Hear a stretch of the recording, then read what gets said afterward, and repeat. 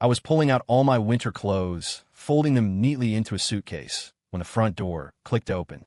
Someone tiptoed up behind me. 10 ice-cold fingers wrapped around my face, covering my eyes. "Guess who?" she whispered, her voice playfully low and gravelly, the same way it always was when she came back from a business trip and wanted to mess with me. The old me would have laughed, said something like, "Of course, it's my one and only," and then taken her hands in mine to warm them up. But I wasn't the old me anymore. The sweetness was gone, and I was in no mood for games. I pulled her hands away and went back to folding my shirts, my head down. My girlfriend, Isabel, stared at me, a flicker of confusion in her eyes. She wrung her hands for a moment, then switched to her pouting, cajoling voice. "Leo, what's wrong with you? Hasn't giving me the silent treatment for a month been enough? You storming into the wedding like that was so embarrassing for everyone." It took me forever to explain. A bitter laugh escaped my lips. A month ago, I had become a running joke to every friend and relative I had. My bride had married another man at the altar. The shock sent my mother to the hospital with a heart attack, and Isabel had me thrown out of the venue like I was trash. Even at my mother's funeral, the whispers from the people in my small hometown followed me, their glares like daggers. "That's him, the guy whose fiancée left him on their wedding day. And he's supposed to be the smart one, the college grad? 30 years old, and can't even hold on to a woman. What a disgrace." I heard the shock of it all killed his mother. If I had a son that useless, I'd have jumped off a bridge myself. The damp, heavy feeling of that day, of lowering my mother's casket into the ground, washed over me again. I surfaced from the memory and spoke, my voice flat. "This isn't the silent treatment. We're breaking up." I couldn't get the last 3 words out. Isabel just nodded, drawing out a long, theatrical "oh." She smiled brightly. "So, it's not the silent treatment. We're just fighting, right? Okay, fine. I already texted you about this. Julian's fiancée bailed on him, and our families go way back. Helping him out wasn't going to kill me." She plopped down on the sofa and casually picked up a charcoal gray sweater, folding it on her lap. Her delicate brows furrowed. "This thing is so ugly. You should just toss it." I didn't say anything. My eyes were fixed on the brilliant diamond ring on her left ring finger.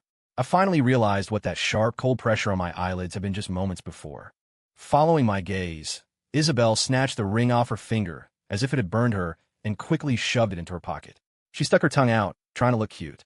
"When you're acting, you have to go all in. I forgot to take it off. Don't tell me my jealous Leo is getting mad again." Honestly, I wasn't mad at all. I was just remembering the day I proposed to her, down on one knee with a custom Tiffany ring. She'd never held out her hand to accept it.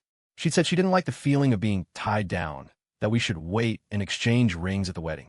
But in the end, she wore the ring Julian Vance gave her. Wore it so happily, she couldn't even bear to take it off. Anger? No, there was no anger left. For the past month, I had tortured myself, scrolling through Instagram feeds filled with pictures of Isabel and Julian on their whirlwind honeymoon tour of Europe. My heart was a flat line. I looked away and took the sweater from her. "My mom knitted this for me," I said quietly. Isabel's hands were suddenly empty. A flash of annoyance crossed her face, but she swallowed it down, forcing a gentle tone. "All right, how's your mom doing? A month of rest should have her feeling better, right?" Her eyes curved into a smile. "You know, I always thought our wedding venue was too small, too shabby. This is a perfect opportunity. We can set a new date, book somewhere incredible, a really lavish wedding. That would make your mom so happy." I knew she thought she was being generous, throwing me one lifeline after another. If I didn't take one, she was going to explode. But she'd forgotten. The day we were supposed to go to City Hall, she'd shown up only to say she'd forgotten her birth certificate, then turned right around and left to help Julian try on tuxes because his fiancée was a no-show. We were never legally married. We didn't need another wedding. A hollow smile touched my lips. There's no need. After being shut down again and again, Isabel's expression finally darkened. She opened her mouth to argue, but her phone rang.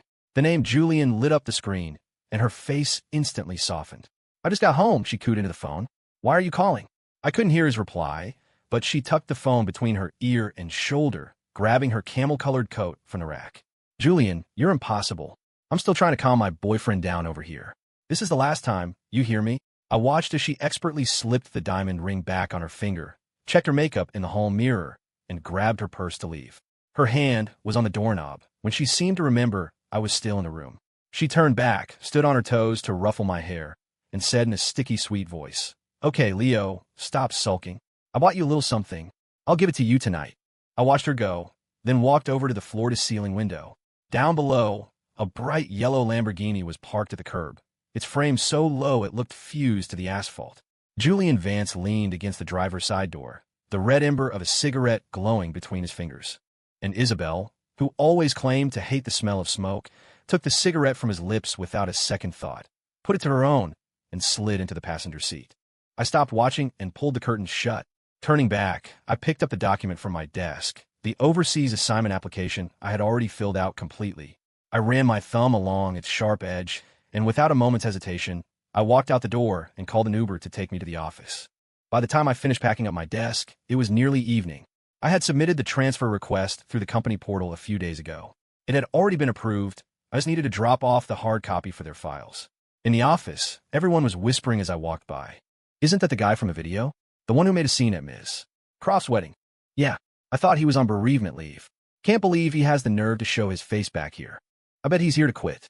He's been here 10 years, and he's still just a team lead. I heard they shot down his promotion requests 5 times. Guy's a total loser." Those kinds of comments used to eat me alive. Now I felt nothing. After organizing my mother's funeral, I'd heard so much worse. I kept my eyes straight ahead and knocked on my boss's door. "Mr. Davis, come in." Davis saw the form of my hand and nodded, looking pleased. "Leo, I honestly didn't believe you when you said you wanted the London assignment. Every other time we offered you an overseas post, you said you couldn't leave your girlfriend, that you hated long distance. You sure changed your tune fast. Corporate is sending some people from HQ tomorrow to review the overseas assignments. Just come in, show your face, and then you'll be all set to go." He leaned back in his chair. "You know, we started as interns in the same year. You were always sharper than me. Helped me out of more than a few jams. It's good to see you finally figuring things out." I looked down at my hands. Maybe it was just bad luck. All the other interns from our year were VPs or department heads now. Only I was still stuck in the same place. Stepping out of the building, I looked back up at the skyscraper where I'd spent the last decade of my life. 10 years. In that time, Isabel's family business, the Croft Corporation, had grown into an empire with gleaming office towers like this one in every major city. But the foundation of our relationship, for some reason, had crumbled into dust. Our story was a cliché, the heiress and the scholarship kid. My father died when I was young, and my mom raised me on her own. In college, between classes, I spent every spare minute working odd jobs, even ghostwriting papers for other students. One time, a guy not only refused to pay me, but brought his frat brothers to shake me down for whatever cash I had on me. I was cornered, hopeless. And then Isabel showed up with her father's security, pulled me up off the ground, and offered to buy me dinner. She said she was failing her classes and begged me to tutor her for finals. I knew she was a great student. It was just her way of helping me without hurting my pride. I fell for her kindness and her bright, infectious energy. The day I finally asked her out, she held my hand and announced it to anyone on the quad who would listen. "This is my boyfriend. He's the smartest, most handsome guy on campus." When I graduated, I turned down a Fulbright scholarship. When I started my career, I rejected a 6-figure management offer from a top tech firm on the West Coast. All I wanted was to stay with Isabel. I had a simple dream: marry her, have kids, and grow old together. Everything changed a year ago, the day her childhood friend, Julian Vance, moved back from Europe. That day, for the first time ever, Isabel left me alone when I was sick with the flu, just so she could pick Julian up from the airport. That night, she got wasted at his welcome home party, melting into his arms, refusing to leave with me. "Julian," she'd cried, "what took you so long to come back?" From then on, Julian was a constant source of our fights. I wanted her to set boundaries. She accused me of being controlling, of not even letting her have friends. She once said, with a sarcastic curl of her lip, that technically, she and Julian had known each other their whole lives. I was the one who came later. 2 months ago, Julian sent her an invitation to his own wedding. That was the night she, after rejecting my proposals 99 times, curled up in my arms and mumbled, "Leo, maybe we should get married too." I shook my head, pushing the memories away. The setting sun stretched my shadow into a long, lonely line. I had no one left in the world. After walking a few blocks, the sky had gone completely dark. I was about to pull out my phone to get an Uber home when I heard a familiar laugh nearby, dripping with affection. "Julian, put me down. If you drop me, you are so dead." I turned. In front of a trendy downtown bar, under the neon lights, Julian was spinning Isabel around in his arms, princess style. Her long arms were wrapped tightly around his neck, and she was laughing, completely carefree. A circle of their friends was cheering them on. "All right, 3 more spins to go. Come on, Julian, you got this." Don't forget the victory shot with your wife when you're done. Damn, look at that. No wonder Princess Izzy could never forget about you. When Julian finally set her down, Isabel, a little dizzy, took a shot glass from a friend, linked arms with Julian, and they both knocked it back. The crowd roared. Kiss, kiss, kiss. Isabel froze for a second, looking flustered. Julian just laughed, playing the protective husband. All right, that's enough. We just got back from our honeymoon, and you guys are already trying to make up for the wedding reception you missed. My wife's been a good sport all day. Time for everyone to go home. But in the next second, Isabel grabbed Julian by the tie, stood on her toes, and kissed him. Her eyes were open, and her gaze was clear, tender. A moment later, she pulled away, let go of his tie, and pressed a hand to her head, pretending to be drunk. I want to go home. My head hurts. I saw it all. The careful, protective way she looked at him, the love she was trying so hard to hide. I watched as she swayed, pulled out her phone, and dialed a number. And then, my phone started ringing. From a few yards away, Isabel heard it. Her eyes met mine, and she immediately stood up straight. Her friends looked from me to her, confused. Izzy, who's that? One of them asked. Isabel's gaze flickered. Our driver, she mumbled. My mom wants me to come over for dinner tonight. Julian's face was a mask of smug victory. He enunciated each word deliberately. Oh, the driver. Well, you'd better take good care of your lady then. The old me would have grabbed him by the collar and started a fight. Now, it all just felt pathetic. I didn't even spare him a glance. I turned and got into the Uber I had just called. Back in my apartment, I realized I hadn't eaten all afternoon, and a sharp pain shot through my stomach. I made myself a bowl of instant ramen. I just started eating when I heard the sharp click-clack of high heels outside my door. The next second, Isabel kicked the door open. Seeing me eating, she stalked over, her face a storm cloud, and slammed her designer handbag into my back. Leo, why did you just walk away like that? Do you have any idea how embarrassing that was for me? What I didn't expect was that Julian had followed her. He came up behind her, putting a comforting hand on her shoulder. Izzy, honey, you can't hit him, he said in a soothing voice. We agreed you were going to talk this out calmly. He shot me a triumphant smirk over her head. Leo, don't be mad. I just came along to make sure you two didn't fight. But you were in the wrong, too. Isabel's a woman. You can't just leave her stranded on the street like that. I slurped another mouthful of noodles, not even looking up. Isabel, your husband Julian is right there with you. What are you afraid of? Isabel's face went dark, her chest heaving. What do you mean, my husband? Leo, there's a limit to your jealousy. Those were just our friends, and Julian and I were just playing along. Do you think I like drinking? I was doing it for you. This was absurd. She was clearly enjoying every second of her flirty games with Julian, and now she was acting like a victim. I finally looked up at her, setting my chopsticks down. For me? Yes, for me, she said, as if it were the most obvious thing in the world. By marrying Julian, our families formed an alliance. That was the only way my mom would agree to make me the heir to the company. It's the only way we can be together. The only way I can bring you over to HQ and make you a vice president. It's all for you, for your career. Julian's brow twitched almost imperceptibly, a flicker of malice in his eyes, but he played along. Isabel's right. You probably don't know this, but she's the one who's been rejecting your promotion applications all these years. It was to protect you. She's done so much for you. I froze. A chill crawled up my spine and into my skull. So all those years of being overlooked, of being stuck in place. It was all her doing. What about all those late nights I spent perfecting proposals? The client dinners where I drank until I had stomach ulcers just to close a deal? The holidays I missed, the fact that I barely saw my own mother? What was all that for? Is it true? I asked her. Isabel didn't show a shred of guilt. In fact, she nodded as if she were expecting praise. Yes, it wasn't just to protect you. It was to build your character. How else are you supposed to handle real responsibility? It's just a little money. You're my husband now. You can have anything you want in the future. I almost laughed. Isabel had always insisted we keep our relationship a secret. Even for our wedding, she told me to only invite my closest family and friends, not to make a big deal out of it. No one at the company even knew we were together. Her talk of protecting me was a lie. It was all about control, about demeaning me, breaking me down, making sure I revolved around her. I was only now realizing that what I thought was love, what I believed was a genuine connection, was never pure. I shook my head, the words I'd been holding back finally spilling out. Isabel, we're breaking up. Her eyes widened in disbelief. Her lips trembled, but no sound came out. A glimmer of delight flashed in Julian's eyes before he masked it with a scolding tone. Leo, you can't break up with Isabel just because she's close with me. She really loves you. Even on our honeymoon, whenever she saw something interesting, the first thing she'd say was that she wanted to buy it for you. Even now, he couldn't resist twisting the knife by bringing up the honeymoon. The man was truly disgusting. With Julian backing her up, Isabel found her voice again, her anger returning full force. She planted her hands on her hips and sneered. "Oh, so now you're getting cocky, Leo? You think you have me wrapped around your finger? A breakup? Do you even have a right to break up with me? For the last 10 years, you've lived off my money, worn the clothes I bought you, worked the job I got for you. What more could you possibly want?" The words flowed out of her, a perfectly rehearsed speech. So this was what she really thought of me, that she was the one who had given everything. The old me might have argued, might have tried to list my own sacrifices. But now, looking at her furious face, I suddenly smiled. "Thank you." Instantly, her anger deflated, replaced by confusion.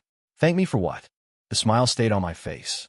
"Thank you," I said calmly, "for letting me know that in your eyes, I'm nothing but a pathetic freeloader." With that, I took my empty ramen bowl to the kitchen, turned on the faucet, and washed it clean. When I came back out, Isabel was still standing in the same spot, frozen. Julian handed her a glass of honey water.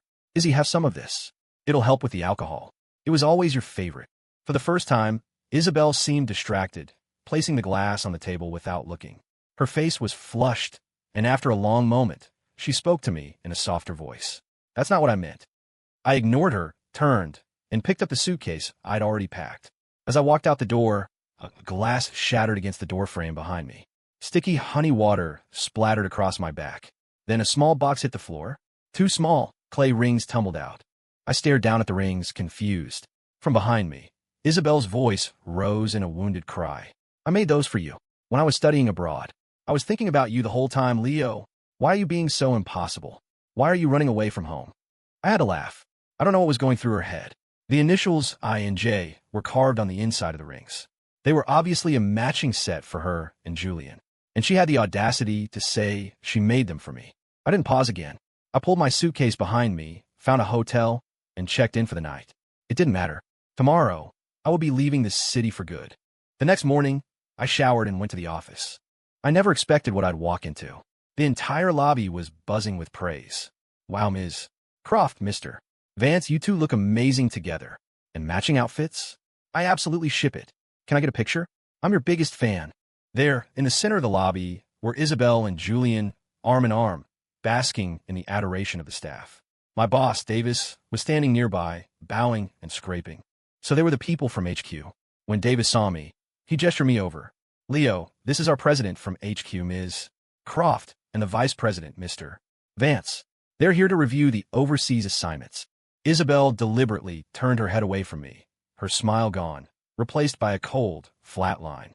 "Who's on the list for transfer this cycle?" she asked coolly. Davis pulled out a list. "These 3, he said, pointing to my name and 2 others. Isabel's expression froze, her eyes turning dark as storm clouds. Julian, his face alight with schadenfreude, immediately stepped forward. "What kind of work is this?" he demanded, feigning shock.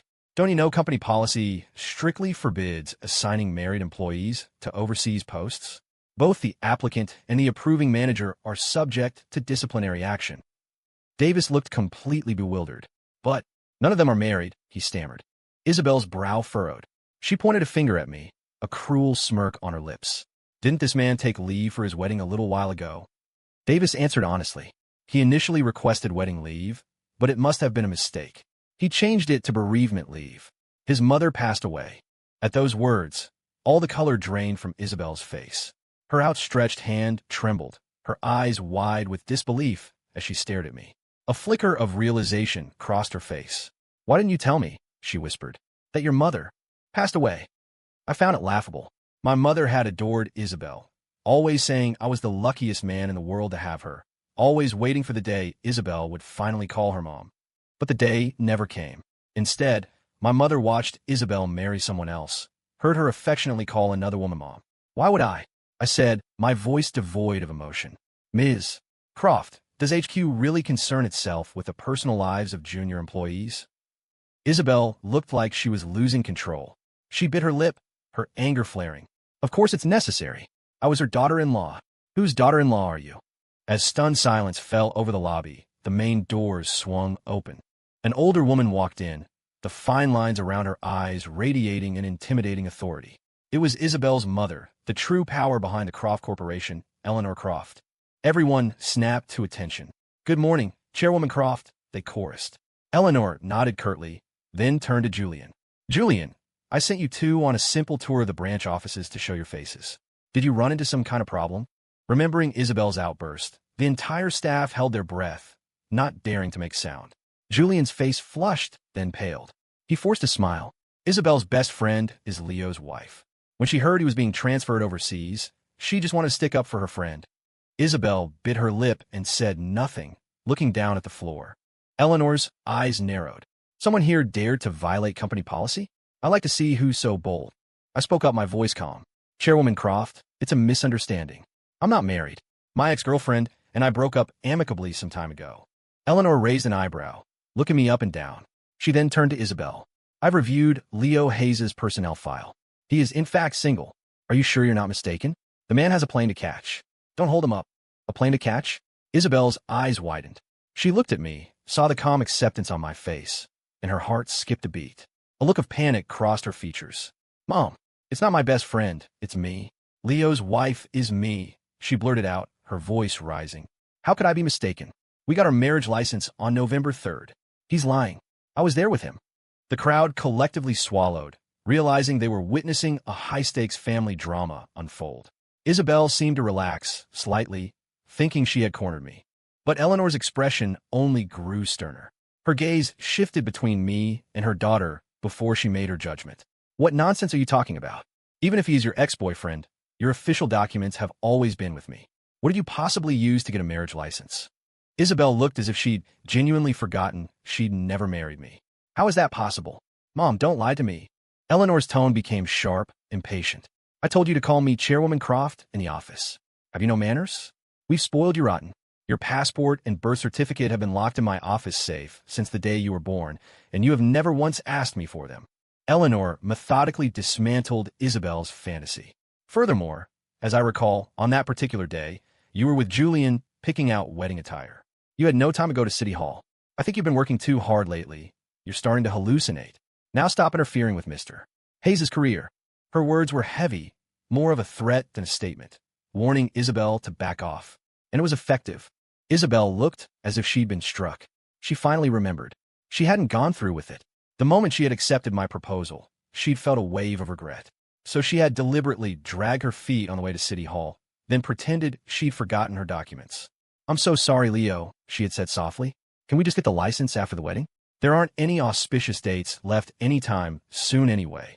And right at that moment, she had gotten the call from Julian, asking for her help, and she had fled. Remembering everything, she stared at me, at my impassive face, her lips trembling, unable to form a single word. I addressed Eleanor. "Ms. Croft and I have never formally met. I believe she is referring to the incident where I mistook her for my ex-girlfriend at her wedding, causing a small disruption. I assume this is her way of playing a joke on me in return." Eleanor nodded, looking at me with approval. "Leo, you go on your assignment with peace of mind. I have high hopes for you." I nodded and turned to leave. "Leo," Isabel instinctively reached out to stop me. "Are you not going to continue your inspection with Julian?" Eleanor's voice was stern, stopping her cold. "I have a board meeting this afternoon to discuss the company's Q4 results." Julian finally moved, taking Isabel's right hand and lacing his fingers through hers. She struggled for a moment, her eyes still locked on me, but after a few seconds, she gave in and let him lead her away. I no longer cared about any of it. All I wanted was to escape this city. Downstairs, I hailed a cab to the airport. On the way, I watched the familiar cityscape blur past my window and silently said goodbye. I never expected that while I was checking in for my flight, my phone would ring. It was Isabel. I frowned, not wanting to answer. But out of sheer muscle memory, my thumb swiped to accept the call. "Hello, what is it?" I asked, resigned. The other end was filled with a roaring noise, like wind whipping past a microphone. Isabel's voice was rushed and heavy. "Leo, don't leave. Wait for me. I'm almost at the airport." She hung up before I could reply. I stood there, phone still to my ear, completely baffled. The airport? What was she doing coming here? She was terrified of her mother. There was no way she would defy her to chase after me. I wasn't vain enough to think she still loved me so much that she'd be willing to throw away the power and status she had fought her whole life for. But to my utter shock, she actually showed up breathless and panting. She bent over, grabbing the handle of my suitcase, her eyes shimmering with tears as she pleaded with me. Leo, don't go. I don't want the CEO position anymore. I'll marry you. I'll go steal the documents from Mom's safe right now, and we can go get our license, okay? I knew that even though Isabel was 30, her sheltered upbringing had kept her emotionally stunted. She was still a child who believed that if she cried and apologized, the whole world would forgive her. I used to cherish that innocence, hoping she would never have to worry about a thing. But now I was just done. She wasn't chasing me out of love. She was chasing me because she was afraid of losing her favorite toy, the one that always did what she wanted. The world doesn't bend to her will. It was time for her to grow up. I looked at her, my gaze completely calm. Go home, Isabel. Stop playing games. You've worked too hard for the last 10 years to give up the inheritance now that it's within your grasp. You're not just going to throw it all away, are you? The adrenaline that had propelled her to the airport began to fade. Her grip on my suitcase handle tightened. She bit her lip, a stubborn look on her face. Leo, please don't go, she whispered. Just stay in the city. I'll do whatever you want. Do you remember what I told you about why my last name is Croft, my mother's name? When I was born, my father went overseas to expand the business. He was gone for 5 years. We came back. He had a 3-year-old boy in one arm and a blonde woman on the other. My mother lost her mind. She couldn't handle the betrayal. The reason I've always been so scared of marrying you. It's because I'm terrified. I'm terrified that if you stopped loving me, I'd turn into a crazy woman just like her. Her confession was surprisingly honest. I knew it was her deepest fear. In reality, her father had done much worse, even kidnapping Isabel as a bargaining chip to get half of her mother's assets in the divorce. Though she was rescued, the trauma of it all left a permanent shadow over her life. It became her nightmare. That's why I'd always been so patient, so careful, trying to protect her fragile heart, hoping she would one day feel safe enough to believe in my love. But the truth was, this same woman who claimed to be terrified of marriage had no problem walking down the aisle with Julian Vance. She had no problem smiling sweetly for the cameras on their honeymoon. Maybe she hadn't even realized it herself, but she had a deep-seated trust and reliance on the childhood friend she hadn't seen in years. After a decade together, I just want a clean break. Isabel, I said, my voice still gentle, I think Julian genuinely loves you. You don't have to hide your feelings anymore. I wish you both the best. I hope you'll be very happy together. No, that's not it, she argued frantically. I only see him as a brother. He was the one who saved me from my father. I admit, I might have had a tiny crush on him once, but that's all it was. The person I really love is you, Leo. You can't leave me. Her voice cracked, turning into a sob. It was almost funny. Even now, she was playing the ostrich, thinking she could just bury her head in the sand and escape reality. In her heart, the company was more important than me. Her mother's approval was more important. Julian was more important.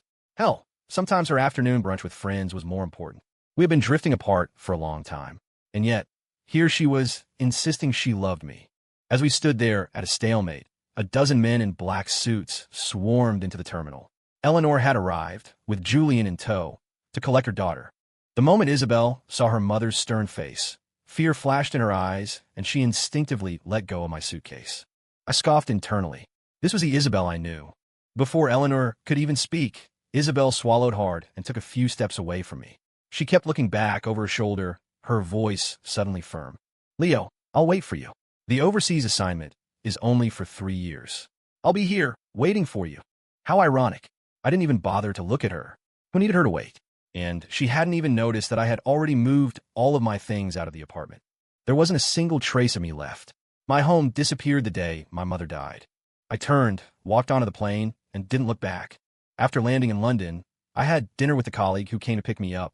His name was Mark Peterson. He'd been transferred out a year before me, and we'd known each other from the office back home. He slapped me on the shoulder, grinning. Leo, you finally made it. Our boss here is always telling me to try and poach you. I knew you didn't want to leave the country, so I never bothered. If I'd known you'd change your mind, I would have called you ages ago. I managed a small smile. This London-based firm had actually made several overtures to me over the years, even deepening their partnership with our company just to create more transfer opportunities, hoping I would join them. But I was blinded by love back then and turned them all down. Thinking about it now, I felt like a fool. As we sat down for dinner at a steakhouse, my phone, which was on the table, started buzzing relentlessly. It was Isabel. I frowned. A call from her could only mean trouble. Mark glanced at the screen. Is that Isabel Croft? From HQ? Why would she be calling you? Leo, you better answer that. Feeling cornered, I picked up. On the other end, Isabel's usually composed voice was trembling violently. Leo, where did all your things go? Where are they? You told me you would stay with me forever. Why did you lie to me? She was practically screaming, her voice so hysterical I had to hold the phone away from my ear. Across the table, Mark's fork clattered onto his plate with a sharp clink. He was staring at me, his mouth agape. I just said coldly, Isabel, from the moment my mother died, we were done. I hung up. Then, for good measure, I blocked her number. When I looked up, Mark was watching me with a look of dawning comprehension. What's wrong? I asked. He stammered, Leo, the girlfriend you were always talking about. Was that Ms. Croft? But someone in the company group chat sent me a video a while back.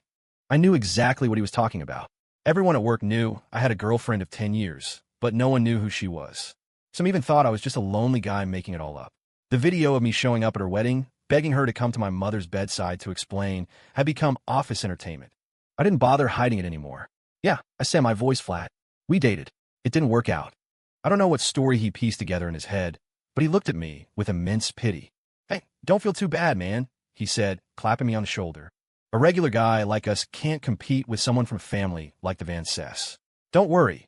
I'll introduce you to a nice, down-to-earth girl. I just shook my head and smiled. After starting my new job, I felt a sense of relief I hadn't experienced in years. It was amazing what you could accomplish when no one was actively trying to sabotage you. Every ounce of effort I put in was rewarded. Within a month, I was promoted to a senior management position. It was a level of success I had chased for 10 years back home, submitting 5 different promotion applications, all of which had gone nowhere. Meanwhile, Isabel was a fixture in the tabloids. Of course, she was always linked with Julian Vance. They attended galas and charity events as a power couple, a perfect match in the eyes of the public. Everyone said they were made for each other. She must have figured things out, I thought. Realized that her true love was Julian after all. That was fine. Seeing them together now, I felt nothing. My heart was as still as a frozen lake. In the blink of an eye, 3 years had passed. It was time for me to fly back to New York for my performance review. I never imagined that Isabel and Julian would be the ones to pick me up from the airport. Isabel stood there, hiding behind a pair of oversized sunglasses. The moment she saw me, she turned and started walking away. Julian, however, maintained his usual friendly facade, though his words were laced with poison. Leo, you look like you've been living well these past 3 years. You've even put on some weight. Must be nice forgetting all about home. Since they were officially there on behalf of HQ, I couldn't really refuse their ride. I followed them. Yeah, it's been good, I said noncommittally. Down in the parking garage, Isabel got into the driver's seat.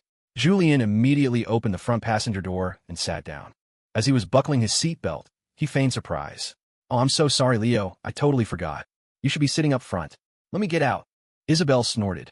Don't indulge his stupid habits. He can sit in the back. I was completely confused. Maybe it was some new custom to have guests sit in the front seat. But since Isabel had said so, I just nodded and got into the back. I saw Isabel's hands tighten on the steering wheel, her knuckles turning white. She bit her lip.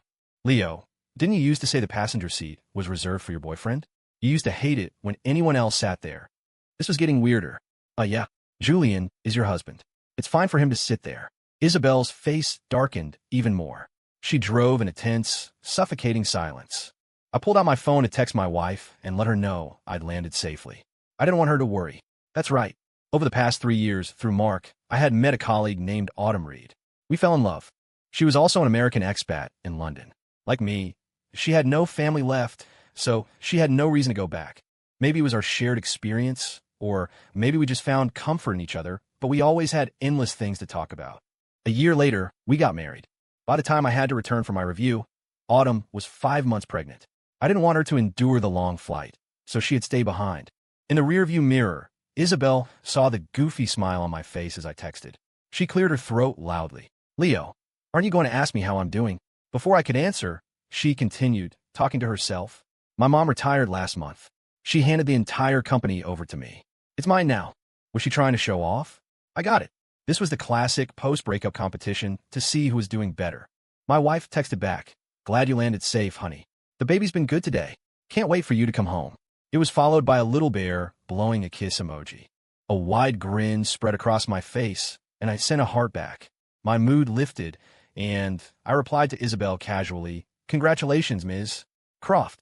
The next second, the car screeched to a halt. I lurched forward, catching myself with my hands on the front seat. Before I could ask what was wrong, Isabel was staring at me in the mirror, her eyes burning with fury. Julian glanced between us, then spoke. Leo, why are you being so formal? Don't tell me you're still mad about me and Isabel. She's missed you a lot these past few years. She was always adding extra business trips to London, just hoping she could find you.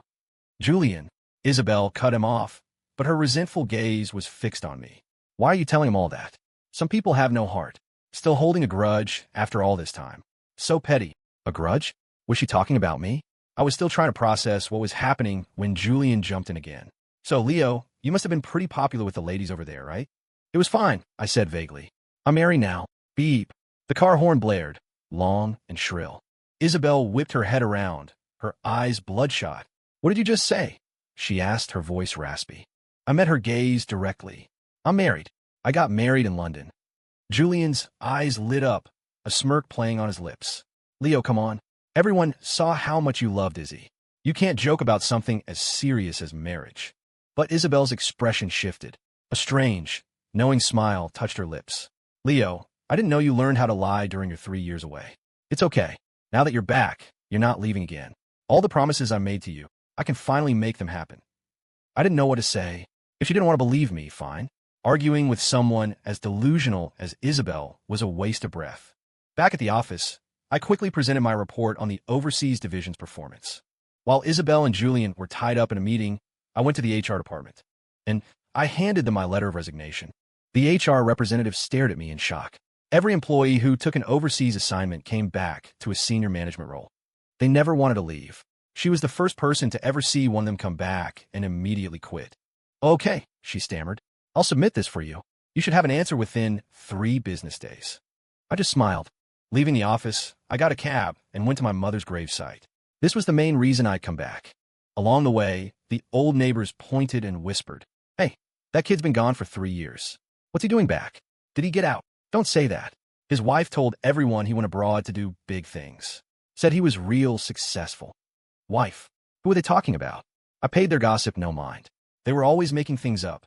When I reached my mother's grave, I was surprised to see the headstone was immaculate, as if someone cleaned it regularly. I didn't dwell on it. I knelt, placed a bouquet of flowers on the ground, lit 3 sticks of incense, and bowed my head. Standing up, I rested my hand on the cool stone of her monument. Mom, I murmured, it's been 3 years. Did you miss me? I came to tell you. You have a daughter-in-law now, and you're going to be a grandmother soon. I know you never liked leaving home, but my life is overseas now. It might be a long time before I can visit again, but I'll come back whenever I can, I promise. A gentle breeze rustled the leaves, feeling like my mother's soft touch. Suddenly, I heard footsteps behind me. It was Isabel, slightly out of breath. When she saw me, she slowed her pace. A proud smile touched her lips. Leo, I knew I'd find you here. She expertly pulled a handkerchief from her purse and began wiping down my mother's headstone, cleaning away a thin layer of dust. I was stunned. Have you been taking care of my mom's grave all this time? Isabel looked down, her long lashes hiding her expression. I heard what happened. From the people here, she said softly. I'm sorry. I know you were hurt. It's only natural that you wanted to run away from me. I had no desire to correct her delusions about why I'd left. Thank you, I said honestly, but I didn't take the assignment because of you. I did it for myself, for my career, for all the years I wasted. Suddenly, she threw herself into my arms, hugging me tightly. Why are you still being so stubborn? She mumbled into my chest. Don't worry. I'm in charge of the company now. Julian and I are about to start the messy divorce part of the plan. As soon as it's done, I'll get the license with you. We'll make a public announcement. I was starting to think Isabel's brain was wired differently from everyone else's. We hadn't spoken in 3 years. Where is she getting the idea that we would be making a public announcement? Why did she think we were still in a relationship? She didn't seem to notice how bizarre she was being. Without waiting for me to reply, she pulled me away. Leo, I've planned a welcome home party for you at the office. You're coming with me right now. On the drive back, Isabel chattered on, filling the silence with her plans, never giving me a chance to get a word in. When we arrived at the office, I saw that the lobby had been decorated with streamers and a huge banner that read, Welcome home, Leo. Julian was there, his face tight with displeasure. He visibly relaxed when he saw Isabel, rushing over to her side. Izzy, you're finally here. Everyone's been waiting. The same employees who used to look down on me were now fawning over me. Some avoided my gaze, while others acted as if the past had never happened. Mr. Hayes, I always knew you were destined for great things. You got the look of a leader. Mr. Hayes, remember me? I was on your team. I always said you had what it takes to make it to the top. Isabel beamed, clearly pleased with the reception. Her smile vanished, however, when the HR representative nervously approached her and handed her a piece of paper. This is a party, Isabel snapped. Can't this wait for business hours? Despite her words, she took the paper. Her expression changed instantly. Her lips moved, forming the words silently. Letter of resignation. The next second, her eyes were locked on me, her mind racing. She casually set the letter aside. I saw it, though. Ms. Croft, I reminded her calmly. If you could just sign that, please. My flight back to London is tomorrow. Her eyes went wide. You're leaving tomorrow? Leo, are you really quitting? Are you throwing your future away? I was getting tired of this. Ms. Croft, my wife and my child are in London. I have no intention of moving back to the States. Is that a problem? Seeing his chance, Julian couldn't resist adding fuel to the fire. Leo, do you really have a family over there? If that's the case, Izzy, maybe it's time to... He didn't get to finish. Isabel's face went black. Stop it, Leo. Don't be ridiculous, she hissed. You're only handing in your resignation to pressure me into giving you a promotion, right? Fine. I've already decided. I'm making you a vice president at HQ. What more could you possibly want? Julian, the current vice president, flinched. As the tension mounted, a soft, hesitant voice cut through the noise. Excuse me, is this where Leo Hayes works? The moment I heard that voice, I turned and headed for the door. My wife's voice. What is she doing here? She walked in slowly, wearing a maternity dress, her baby bump prominent. My heart leaped into my throat. I rushed to her side, supporting her arm. Autumn, honey, be careful. What are you doing here? Isabel froze. The entire office froze. Someone recovered quickly, breaking the silence with a sycophantic laugh. Mr. Hayes, I had no idea you were married with a baby on the way. You're a true success story. We're all so jealous. Yeah, your wife is beautiful. You're a lucky man, Mr. Hayes. Autumn's cheeks flushed red. She shyly looked down, her hand squeezing mine. I wanted to surprise you, Leo, and I wanted to see your mother's grave. Isabel finally snapped out of her stupor, all her composure gone. She looked completely unhinged. She lunged forward, trying to pry my hands off Autumn. You're lying. Leo is my husband. You're just an actress he hired to make me angry, aren't you? Fearing what this lunatic might do, I instinctively moved to push her away. In the process, the back of my hand connected with her cheek. A sharp crack echoed through the silent lobby. I pulled Autumn behind me, shielding her, my eyes fixed warily on Isabel. Julian rushed to Isabel's side, fussing over her. Izzy, are you okay? Does it hurt? Isabel just stood there, one hand covering her reddening cheek, her whole body trembling.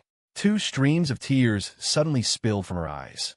Leo, she choked out, her voice raw with pain. Tell me it's not real. Please. You promised you would only love me for the rest of your life. I looked at her, my expression as cold as ice. Isabel, for the last time, I'm telling you, we broke up a long time ago. We have nothing to do with each other. My wife's name is Autumn. She loves me, and I love her.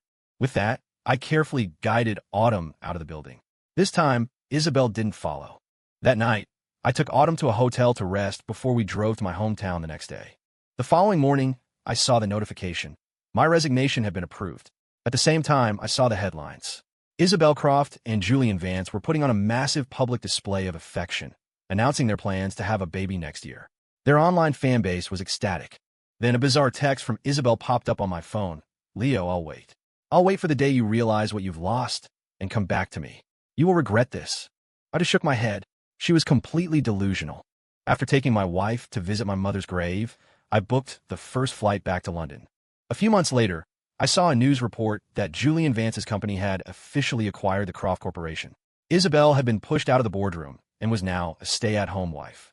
After that, I never heard another word about her. 5 months later, Autumn gave birth to a healthy 7-pound baby girl. Holding that tiny, precious life in my arms, my heart filled with a warmth I'd never known. Maybe this was what happiness felt like.